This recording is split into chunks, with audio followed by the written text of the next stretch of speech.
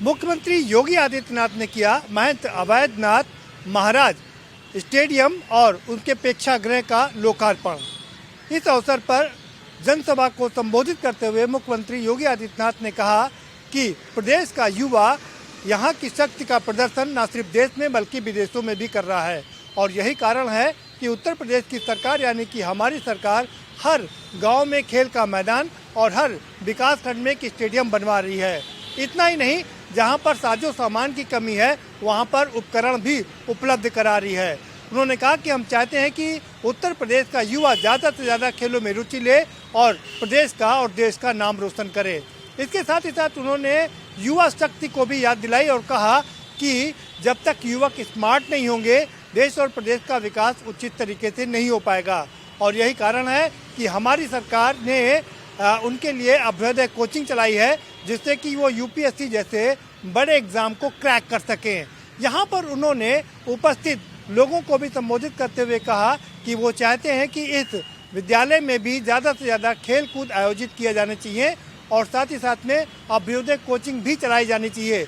इसके लिए अगर किसी प्रकार की किसी को कोई दिक्कत होगी तो उसको वो दूर करने के लिए तैयार हैं और यहाँ तक कि ट्रेनर को भी भेजने के लिए तैयार हैं। Pradeep Vishwakarma, MH1 news, Lucknow.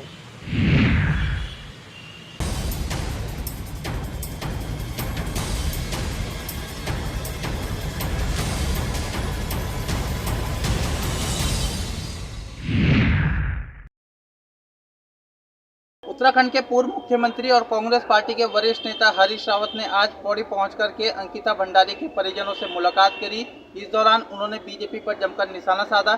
साथ ही अंकिता भंडारी के परिजनों ने एक ज्ञापन भी पूर्व मुख्यमंत्री हरीश रावत को प्रेषित किया है। इस ज्ञापन के माध्यम से कई सारी मांगे अंकिता भंडारी के परिजनों ने उठाई है। सरकार से मांग करी है कि राज्य सरकार जल्द से जल्द उनकी मांगों को पूरा करे। प्रमुख मांगों की हम बात करें तो सबसे पहले तो अंकिता भंडारी के जो हत्यारे हैं उनके खिलाफ सख्त से सख्त कार्रवाई किए जाने की मांग करी है, जिसके तहत फांसी की सजा दिए जाने की मांग परिजनों ने करी है। इसके अलावा पीड़ित परिजनों को 1 करोड़ रुपए मुआवजा राशि, इसके साथ ही साथ अंकिता भंडारी के परिजनों में से एक सदस्य को सरकारी नौकरी दिए जाने समेत कई सारी ऐसी मांगे हैं जो अंकिता भंडारी के परिजनों ने पूर्व मुख्यमंत्री हरीश रावत के समक्ष उठाई है। साथ ही उन्होंने हर संभव मदद का आश्वासन भी दिया है। तो कुल मिलाकर के अंकिता भंडारी के परिजनों ने कई सारी मांगे राज्य सरकार के समक्ष रखी है। ऐसे में देखना होगा कि राज्य सरकार क्या इनकी मांगे पूरा कर पाती है या नहीं। मैं अंकित कला, MH1 prime news, Dehradun.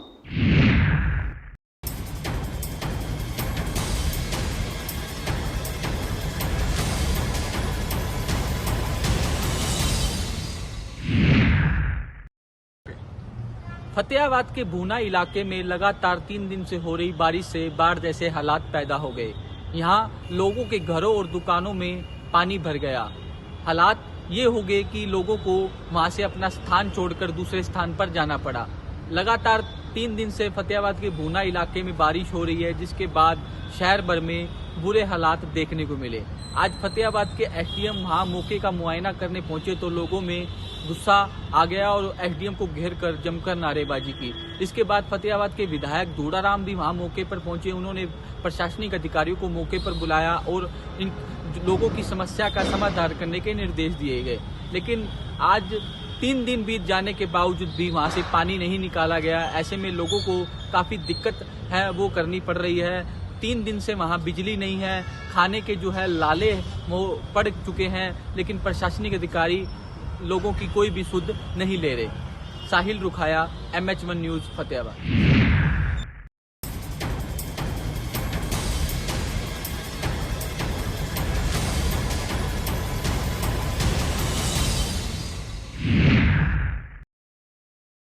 Himachal Pradesh में मॉनसून अभी सक्रिय है, लेकिन गति जो है वो मॉनसून की घट चुकी है। वहीं यदि बात की जाए बीते 24 घंटों में तो प्रदेश के तमाम हिस्सों में बारिश और अधिक ऊंचाई वाले क्षेत्रों में बर्फबारी देखने को मिली है। वहीं यदि बात की जाए सितंबर माह की तो सितंबर माह में जो है वो इस बार सामान्य से 16% जो है वो ज़्यादा बारिश रिकॉर्ड की गई है। और बात की जाए नुकसान की तो प्रदेश सरकार के मुख्य सचिव ने ये जानकारी दी है कि अब तक जो है वो जब केंद्र की टीम यहाँ पे निरीक्षण करने आई थी तो उस समय 2000 करोड़ का नुकसान की रिपोर्ट उन्हें सौंपी गई थी, जिसके चलते केंद्र सरकार ने 200 करोड़ जो है वो प्रदेश के राहत के लिए दिया है। जिस तरह से जल्दी बर्फबारी के संकेत दिए जा रहे हैं तो ठंडक भी जो है वो प्रदेश में बढ़ती हुई नजर आएगी। मैं अपने सहयोगी पुष्पिंदर चौधरी के साथ सुनील परमार, एमएचएन प्राइम, शिमला।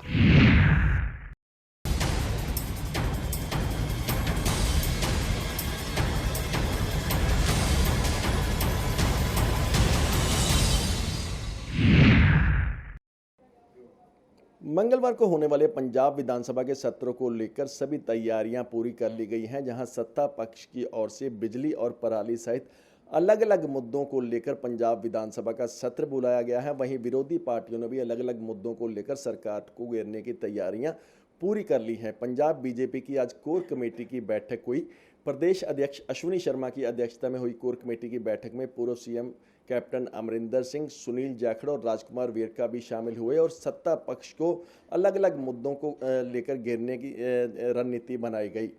इस दौरान प्रेस कॉन्फ्रेंस कर अश्विनी शर्मा ने कहा कि सत्ता पक्ष को अलग अलग मुद्दों को लेकर पंजाब बीजेपी की ओर से घेरा जाएगा, जिसमें पंजाब विधानसभा के सत्र के दौरान बीजेपी की ओर से एक मॉक सेशन जो है, पैरेलल सेशन जो है बीजेपी की ओर से लगाया जाएगा, जिसमें पंजाब के ज्वलंत मुद्दों को लेकर पंजाब की सत्ता पक्ष को जो है बीजेपी की ओर से घेरा जाएगा। इसके अलावा जिस तरह से चंडीगढ़ एयरपोर्ट का नाम जो है शहीद आजम भगत सिंह के नाम पर रखने का ऐलान जो है प्रधानमंत्री नरेंद्र मोदी की ओर से किया गया है, इसको लेकर भी उन्होंने सत्ता पक्ष से मांग की कि इसको लेकर धन्यवाद प्रस्ताव जो है सत्ता पक्ष की ओर से लाया जाना चाहिए। कैमरामैन मनिंदर सिंह अत्री के साथ दीपक शर्मा, एमएचएन न्यूज़, चंडीगढ़।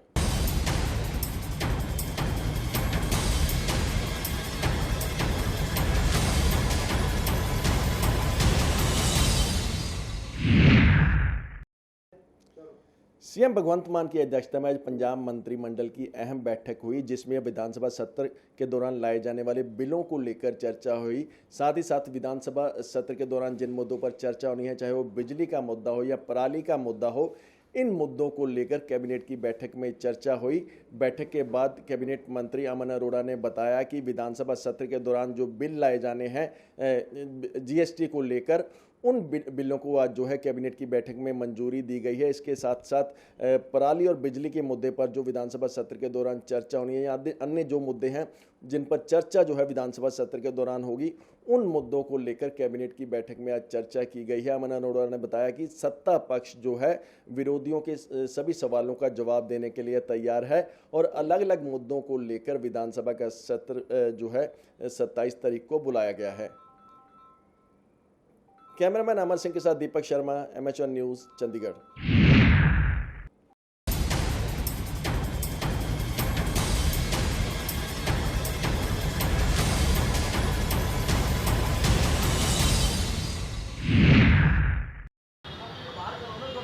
लगातार हुई 3 दिनों की बारिश से कहीं ना कहीं आम जन परेशान है, तो वहीं महिलाएं भी अब इससे काफ़ी परेशान नजर आ रही है। दरअसल आपको बता दें, 4 दिनों की बारिश से सब्जियों के रेट में काफ़ी उछाल देखने को मिला है। लगातार सब्जियों की आवक कम हो गई है और वहीं बेल की सब्जियां भी काफ़ी महंगी नज़र आ रही हैं। वहीं रोज़मर्रा की अगर कामकाज की बात करें तो ऐसे कामकाज में रसोई के में आलू, टमाटर, प्याज के दाम भी कहीं ना कहीं महिलाओं को खल रहे हैं। ऐसे में रसोई का खर्च चलाना महिलाओं के लिए मुश्किल हो रहा है। वहीं महिलाओं ने सरकार से अपील की है कि सब्जियों के साथ साथ गैस सिलेंडर के रेट पर भी सरकार लगाम लाए, क्योंकि लगातार जिस तरीके से महंगाई आसमान को छू रही है, ऐसे में कम आमदनी में घर का खर्च चलाना मुश्किल हो रहा है।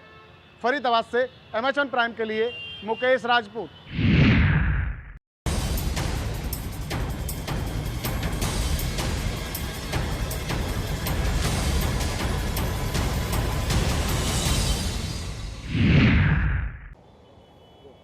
मॉडल संस्कृति स्कूल व आरोही स्कूलों के लिए मंगलवार को परीक्षा का आयोजन किया गया है।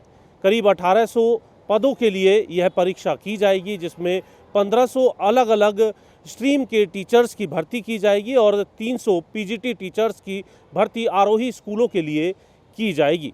मंगलवार को होने वाली इस परीक्षा के लिए कुल 12 परीक्षा केंद्र प्रदेश के अंदर बनाए गए हैं, जिनके अंदर 2 चरण के अंदर परीक्षा करवाई जाएगी। इस परीक्षा के बाद ये कहा जा सकता है कि आरोही स्कूल और मॉडल स्कूल्स में लगातार आ रही शिक्षकों की कमी पूरी हो पाएगी। चंडीगढ़ से कैमरामैन अमर के साथ जितेंद्र चौधरी, MH1 न्यूज़।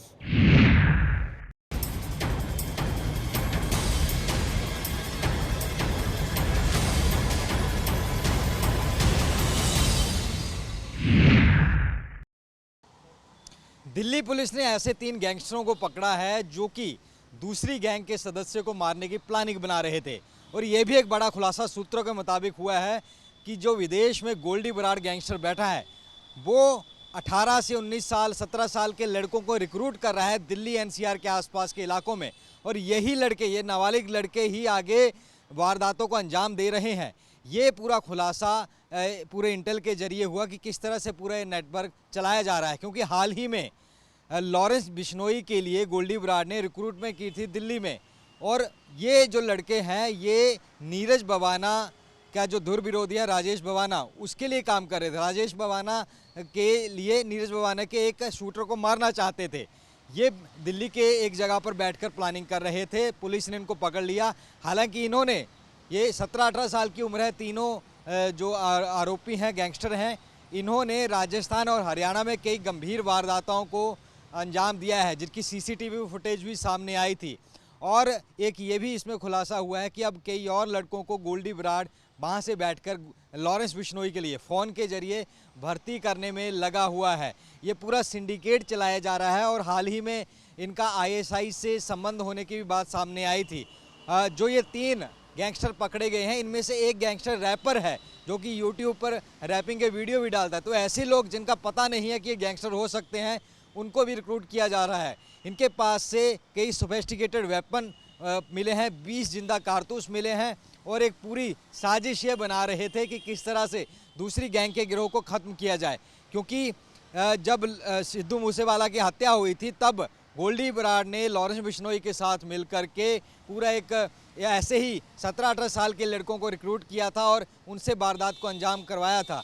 अब चूंकि राजेश बवाना और नीरज बवाना दुश्मनी है, तो राजेश बवाना के गैंग से को मरवाना चाहते थे, नीरज बवाना की गैंग को। तो ऐसे में नए लड़कों की रिक्रूटमेंट की जा रही है। तो पुलिस ने हालांकि पर्दाफाश किया, पहले भी इन लोगों ने वारदातों को अंजाम दिया था और अब इनसे और भी राज उगलवाने में पुलिस लगी हुई है। दिल्ली से कैमरामैन आदित्य के साथ नितिन दीवान, MH1 न्यूज़।